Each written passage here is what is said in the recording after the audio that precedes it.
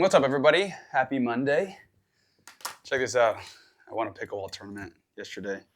Me and this lady named Julie. She's like in her 50s. But went to Dallas and won the tournament, and so I'm wearing this medal because I'm a winner.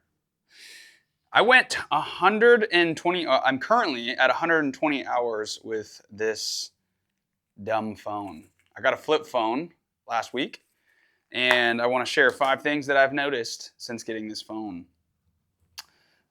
For those that don't know me, my name is Silas. I'm just an average dude, and I post videos on here, kind of just my thoughts, and I want it to be a place where I can just share honestly and have honest conversations, because I feel like I didn't have that growing up. I didn't have anybody in my life who was just honest and talked about the good and bad and ugly.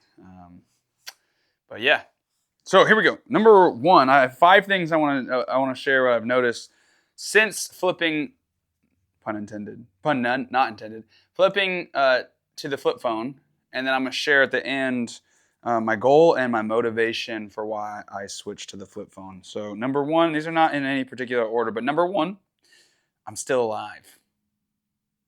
Unbelievable. I don't have access to internet, social media, all this stuff on here, Chipotle app, but I'm still alive. Number 2, it is very inconvenient in certain areas. Let me say it this way. It's inconvenient in that, like the other day, I had to put the contacts in because I couldn't transfer the contacts over from iCloud. And I had to go through this whole process where I had to take a micro SD card, put it into the computer, transfer the contacts into the SD card, then put it in here. But then when I transferred them, they didn't all go over right. And so I had all these contacts with no numbers, just names, which is absolutely useless. So over the last 4 days, I've had to manually put a bunch of contacts into my phone. Super inconvenient. But going back to number 1, I'm still alive. I was able to do it. Number 3, it definitely doesn't solve all my problems. I still have a computer. And last week was obviously a very heavy, sensitive, and news-filled week in America. And I found myself on Thursday and Friday on the computer a lot, reading a lot of news and reading just a lot of people's opinions, which I didn't need to do. It honestly just kind of made me depressed and sad about the state of the country, just the division in our country, and the anger, the hatred, the frustration, the hurt, all of it was just super heavy. And part of the reason I got off the phone, which I'll explain later, is to get away from that stuff. But I found myself on the computer looking it up anyway. So number 3, it doesn't solve all my problems. Number 4, I'm clearly addicted to my phone, because since I got this flip phone, there has been 5 times at least a day where I'll randomly grab my phone, whether I'm just like sitting in my office or at home or even in the car, and I'll grab it and I'll open it and I'll just look at it.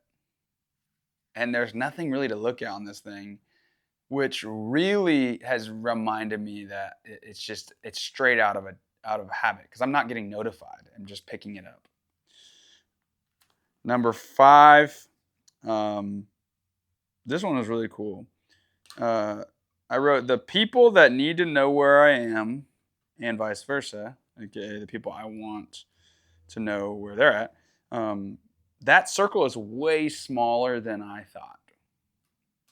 And I first noticed this when I was putting the contacts in my phone, because I went to my iCloud contacts, which saves over the last 20 years or whatever since I originally had an iPhone.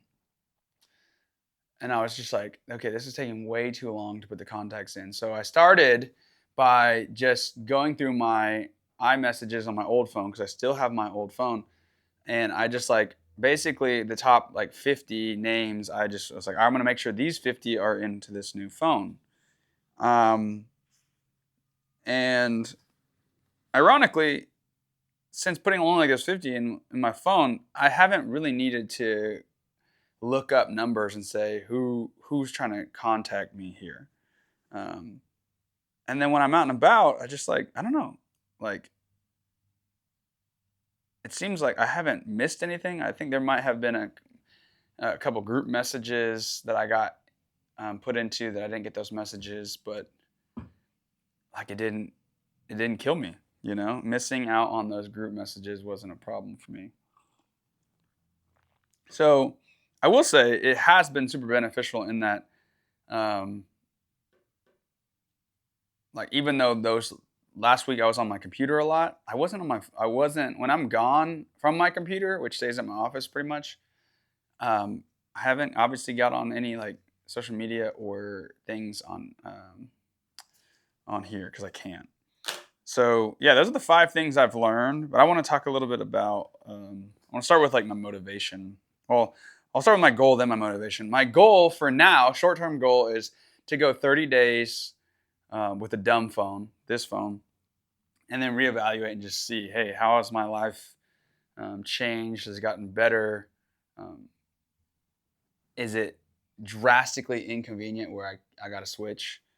Um, so that's my short-term goal, and I'm gonna update like 2 weeks in, and then 30 days in. My motivation is ultimately I want to be more present.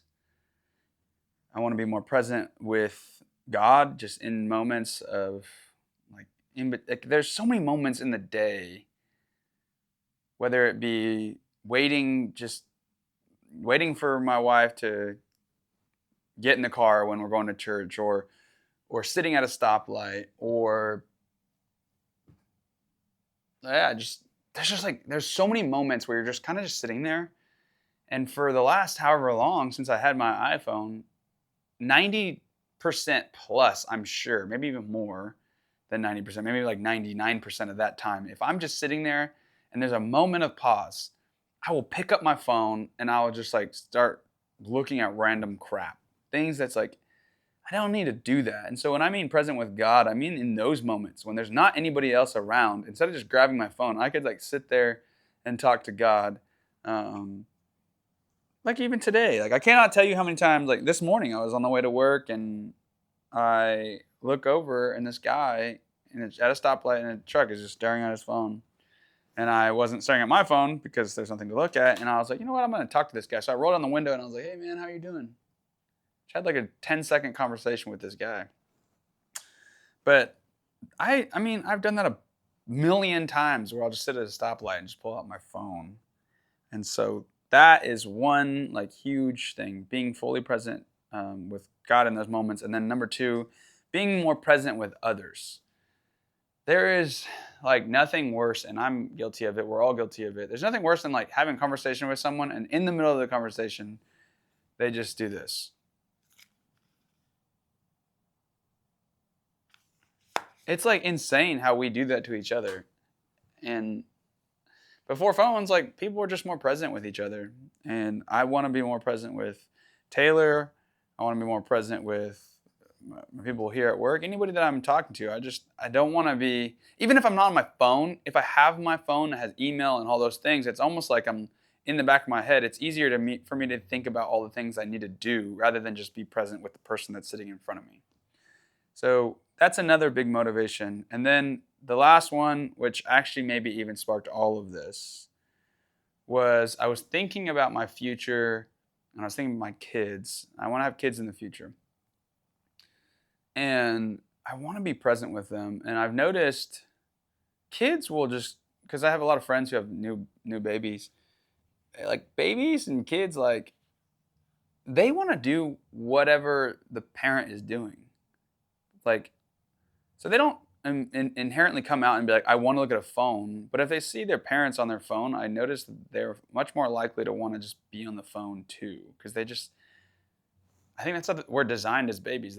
We see whoever's we're with, the older person, parent, whatever, and we want to do what they're doing. And so I want to be a really present father with my kids, and I don't want to be on my phone. When I come home, I want to be present, especially when they're babies. Like I want to get on the floor and play with them, and for those that know my story, my dad wasn't in my life, and that's a huge reason this matters to me. I want to be present with my kids. My dad wasn't, and I saw how much that hurt me. And so that's my motivation.